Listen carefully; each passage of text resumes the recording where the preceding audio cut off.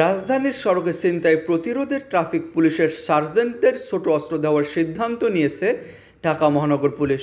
Uttara Azimpur BDR market সংলগ্ন বাসস্ট্যান্ডে এক অনুষ্ঠানে এ তথ্য জানান ডিএমপি কমিশনার শেখ মোহাম্মদ সাজ্জাদ আলী।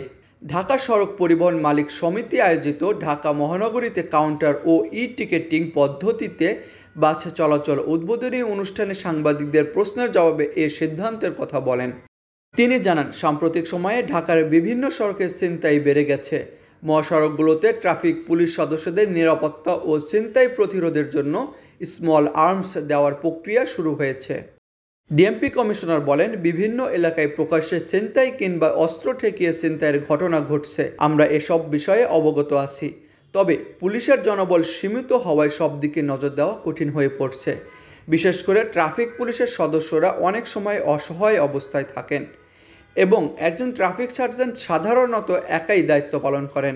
ছিনতাইকারীদের হাত থেকে নিজেদের রক্ষা করতে এবং প্রতিরোধ গড়ে তুলতে তাদের ছোট অস্ত্র দেওয়া হচ্ছে। এতে করে একজন ট্রাফিক সার্জেন্ট একাই 2-3 জন ছিনতাইকারীকে প্রতিহত করতে পারবেন। ডিএমপি কমিশনার আরও জানান, গত কয়েকদিন ধরে পুলিশের কঠোর নজরদারির কারণে ছিনতাই কমেছে। তবে পরিস্থিতি আরও নিয়ন্ত্রণে আনতে ট্রাফিক পুলিশের সদস্যদের অস্ত্র দেওয়ার এ উদ্যোগ নেওয়া হয়েছে।